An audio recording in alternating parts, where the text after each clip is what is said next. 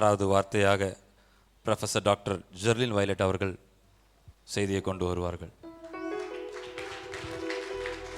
கர்த்தரும் உலக இரட்சகருமாகிய இயேசு கிறிஸ்துவின் நாமத்தினாலே உங்கள் யாவரையும் வாழ்த்தி வரவேற்கிறேன். இன்ட்ரோடக்ஷன்லாம் எதுவும் கொடுக்காம டைரக்டாக 6வது வார்த்தைக்குள்ளே போயிடலான்னு நினைக்கிறேன். ஏன்னா பாஸ்டர் 10 நிமிஷம் தான் டைம் கொடுத்துருக்காங்க. ஆனால் முன்னாலே நான் சொல்லிடுறேன், ஒரு 15 நிமிஷம் வரைக்கும் எங்களுக்கு டைம் கொடுக்கணும் அப்படின்னு நாங்கள் கேட்டுக்கிறோம். அல்லேலூயா, அல்லேலூயா.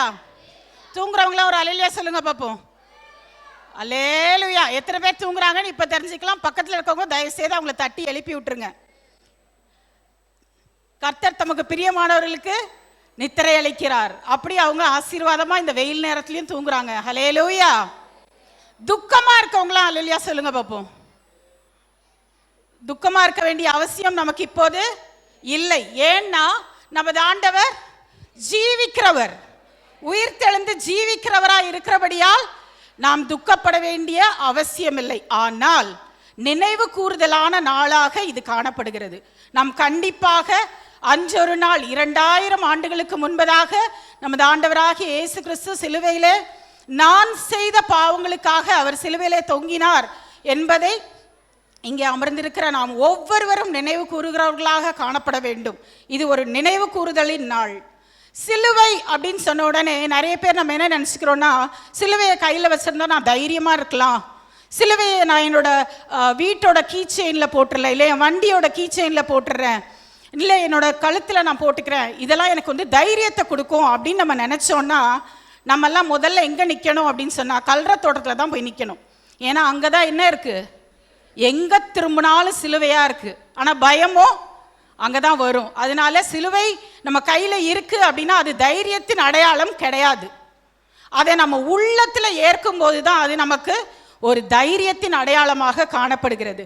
இந்த 6வது வார்த்தையை நாம் பார்க்கும்போது நமது ஆண்டவராகிய இயேசு கிறிஸ்து இதை சொல்லும்போது கிட்டத்தட்ட வேத பண்டிதர்கள் சொல்லுகிற கணக்கின்படி ஒரு மத்தியானம் ஒரு 3 மணி அளவு காணப்படும் என்று அவர்கள் கருதுகிறார்கள்.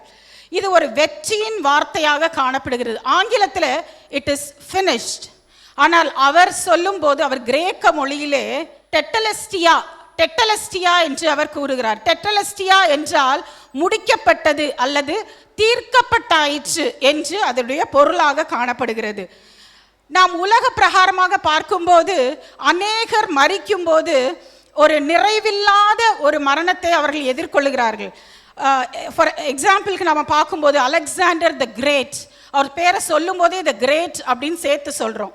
அவங்க உலகம் முழுவதையும் ஒரு குடையின் கீழ் கொண்டு வர வேண்டும் என்பதற்காகவே அவங்க என்ன செஞ்ச, அலெக்சாண்டர் என்ன பண்ணுறாருன்னா எல்லா நாடுகளையும் அவர் கைப்பற்றும்படியாய் அவர் போகிறார். ஆனால் எதிர்பாராத விதமாக அவருக்கு ஒரு விஷக்காய்ச்சல் தாக்குறதுனால அவர் இறக்க வேண்டிய சூழ்நிலை ஏற்படுகிறது.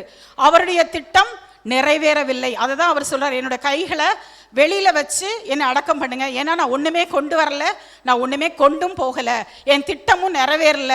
ஒரு முடிந்தது என்கிற ஒரு கருத்து இல்லாத அளவுக்கு அவருடைய மரணம் காணப்படுகிறது. அதே மாதிரி Napoleon Bonaparte, John F Kennedy என்கிற பெரிய பெரிய தலைவர்கள் கூட தன்னுடைய மரண நாளில் தான் முடிக்க வேண்டிய காரியங்கள் இன்னும் அநேகம் இருக்கிறது என்கிற ஒரு மாதிரி ஒரு ஃபில்ஃபில்மெண்ட் இல்லாமல் அவர்கள் தங்கள் மரணத்தை ஏற்றுக்கொண்டார்கள்.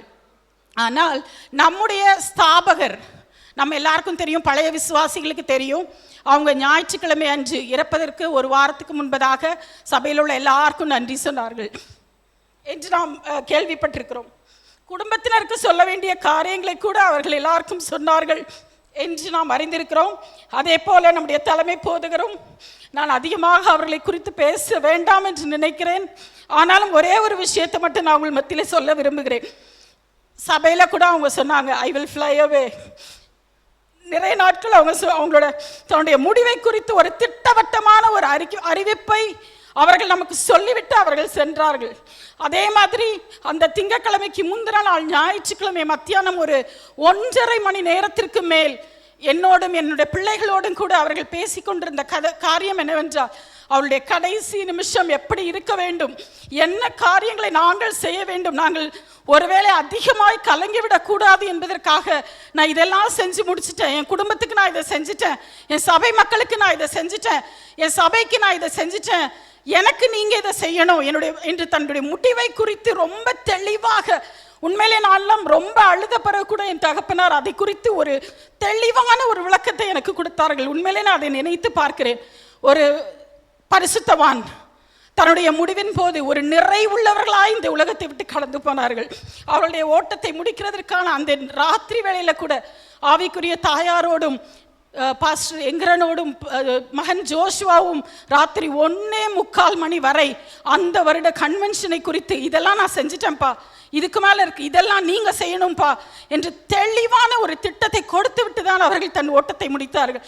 எத்தனை பேருக்கு அப்படி ஒரு பாக்கியம் கிடைக்கும்? உலக பிரகாரமான மக்கள் தாம் இதை முடிக்கலையேன்னு போறாங்க. ஆனா பரிசுத்தவான்கள் நான் முடித்து விட்டேன் என்று நமது ஆண்டவராகிய இயேசு கிறிஸ்து காட்டின அந்த பாதையில தன் ஓட்டத்தை வெற்றிகரமாக ஓடி முடித்தார்கள். அல்லேலூயா, அல்லேலூயா.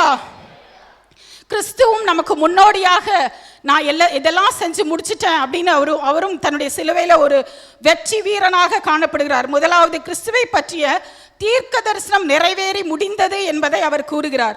அதாவது அவருடைய பிறப்பு, அதுவும் தீர்க்க தரிசனமாக எழுதப்பட்டபடி கன்னிமரியாளின் வயிற்றிலே அவர் பிறந்தார். அவர் தீர்க்க தரிசனம் நிறைவேற மனித அவதாரம் எடுத்து வந்தார். தீர்க்க தரிசனம் நிறைவேறும்படியான அற்புதங்களை செய்தார். தீர்க்க தரிசனங்கள் நிறைவேறும்படியாக அடையாளங்களை செய்தார்.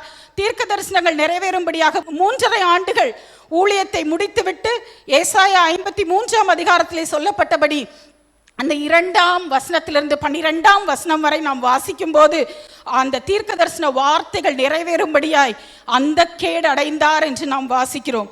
அதைத்தான் அவர் ஒருவேளை சிலுவையிலே நினைத்து தீர்க்க தரிசன வார்த்தைகளை எல்லாம் நான் முடித்து விட்டேன் என்று ஒரு வெற்றியின் தொனியை அவர் தொனிப்பதாக நாம் முதலாவது எடுத்துக்கொள்ளலாம். இரண்டாவதாக, நம்முடைய பாவங்கள் எல்லாவற்றையும் சிலுவையிலே சுமந்து தீர்த்தாயிற்று, நான் உங்க பாவத்தெல்லாம் சிலுவையில சுமந்துட்டேன் என்பதற்கு அடையாளமாக அவர் ஒருவேளை முடிந்தது என்று சொல்லி இருக்கலாம். அவர் பாவி அல்ல, ஆனால் நாம் பாவிகள். 1 யோவான் 1ஆம் அதிகாரம் 8ஆம் வசனத்திலே, நமக்கு பாவம் இல்லை என்போமானால் நம்மை நாமே வஞ்சிக்கிறவர்களாய் இருப்போம். நாம் எல்லாரும் பிறக்கும் போதே பாவத்திலே பிறந்தோம். ஆனால் நமது ஆண்டவராகிய இயேசு கிறிஸ்து நம்முடைய பாவங்கள் எல்லாவற்றையும் சிலுவையிலே அவர் விலைக்கிரயமாக கொடுத்து தன்னுடைய சொந்த ஜீவனையும் இரத்தத்தையும் கொடுத்து நம்மை மீட்டு கொண்டிருக்கிறார். ஹல்லேலூயா. யோவான் 1ஆம் அதிகாரம் 29வது வசனத்தை நாம் வாசிக்கும் போது, உலகத்தின் பாவத்தை சுமந்து தீர்க்கிற தேவ ஆட்டுக்குட்டி என்று நாம் பார்க்கிறோம். அவருடைய விலையேற பெற்ற ரத்தத்தினாலே நம்மை மீட்டு, நம்மை சுத்திகரித்து, நம்மை ரட்சித்து ஒரு வெற்றி வேந்தராக அவர் சிலுவையிலே முழங்குகிறார், முடிந்தது என்று. மூன்றாவது, சாத்தானின் தலையை சிலுவையிலே நசுக்கி ஜெயமாக வென்று முடித்தார். நமது ஆண்டவராகிய இயேசு கிறிஸ்து 40 நாள் உபவாசம் எடுத்த போது சாத்தான் அங்க வந்து நிற்கிறான்.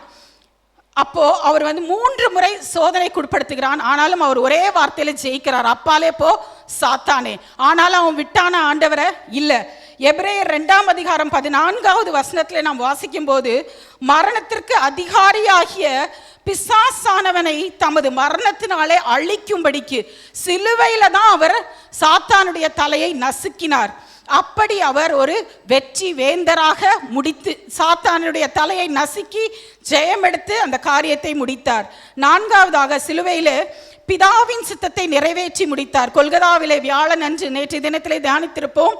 இந்த பாத்திரம் என்னை விட்டு நீங்க கூடுமானால் நீங்கட்டும், ஆனாலும் என்னுடைய சித்தத்தின்படி அல்ல உம்முடைய சித்தத்தின்படியே ஆக கடவது என்று அவருடைய சித்தத்தை நிறைவேற்றி முடித்து விட்டேன், என் பிதாவின் சித்தத்தை நான் முடித்து விட்டேன் என்கிற அந்த எண்ணத்தோடு கூட அவர் முடிந்தது என்று சிலுவையிலே தொனித்திருக்கலாம். கடைசியாக, சரீர பாடுகள் முடிந்தது. ஏனென்றால் நமக்கு எல்லாருக்குமே தெரியும் இது, நான் அதனால வேகமாகவே சொல்லிடுறேன். பஸ்கா பண்டிகை முடிந்த பின்னர் யூதாசால் காட்டி கொடுக்கப்பட்ட பின்பு அவர் ஒரு நிமிடம் கூட, ஒரு நிமிஷம் கூட அவருக்கு ஓய்வு கிடையாது. போர்ச்சேவர்கள் அவர்களை அங்கும் இங்கும் கொண்டு போய் அலக்களித்தார்கள். அண்ணா, காய்பா, பொந்து பிலாத்து, ஏரோது என்று அங்கங்க மாற்றி மாற்றி கூட்டிட்டு போனாங்க. அது தவிர முள்முடி சூடப்பட்டார், கன்னத்திலே அறையப்பட்டார், முகத்திலே துப்பினார்கள், கேவலமா ரொம்ப ஏளனமா பேசினாங்க. அவருடைய கைகளில் கால்களில் ஆணிகளை அடித்தார்கள், அவருடைய விலாவை பிளந்தார்கள். எல்லாவற்றையும் அவர் பொறுமையாக சகித்தார். அவர் மனுஷ அவதாரமாய் மனித உடம்புல அவர் இருக்கிறதுனால நிச்சயமாக அது அவருக்கு வேதனையை கொடுத்திருக்கும். ஒருவேளை அந்த பாடுகள் எனக்கு முடிந்தது என்று அவர் சொல்லியிருக்கலாம் என்று நாம் நினைக்கிறோம்.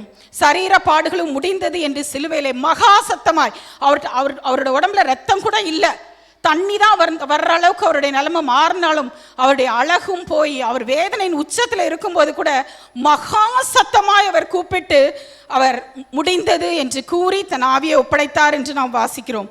பாவங்களை முடிவுக்கு கொண்டு வந்தவர் நமது ஆண்டவராகிய இயேசு கிறிஸ்து. நம்முடைய சாபங்களை, நம் முன்னோர்களின் சாபங்களை எல்லாம் சிலுவையிலே வென்று ஜெயித்தவர், நோய்களுக்கு தீர்வுகளை கொண்டு வந்தவர், கவலைகளுக்கு ஒரு முடிவை கொண்டு வந்து எல்லாவற்றையும் சிலுவையிலே ஜெயித்தவர். கலங்கி நிற்கிற காரியங்களை எல்லாவற்றுக்கும் அவர் ஒரு முடிவை சிலுவையிலே கொண்டு வந்து நிறுத்தி இருக்கிறார். சீக்கிரத்தில் இதெல்லாம் முடிச்ச ஆண்டவர் சீக்கிரமா இன்னொன்னு செய்ய போறாரு. உலகத்துக்கு முடிவை கொண்டு வர போகிறார். ஹல்லேலூயா. ராஜாதி ராஜாவாய், நீதியுள்ள நியாயாதிபதியாய் சீக்கிரமாய் நம்மை நியாயம் தீர்க்க இந்த உலகத்திற்கு வரப்போகிறார். நிறைவேறி கொண்டிருக்கிற எல்லா தீர்க்க தரிசனங்களிலும் கடைசி கால தீர்க்க தரிசனங்களாக காணப்படுகிறது. அப்படி எல்லாம் முடியும் போது நம்மை பரிசுத்த ஜாதியாய் அவர் நம்மை சேர்த்து கொள்ளுவார். நமது ஆண்டவராகிய இயேசு கிறிஸ்து சீக்கிரமாய் வரப்போகிறார். நாமும் ஆயத்தமாய் இருக்கிறோமா என்கிற கேள்வியோடு கூட நாம் இந்த 6வது வார்த்தையை நான் முடிவு செய்கிறேன். சிந்திப்போம், செயல்படுவோம். கர்த்தர் தாமே நம்மை ஆசீர்வதிப்பாராக.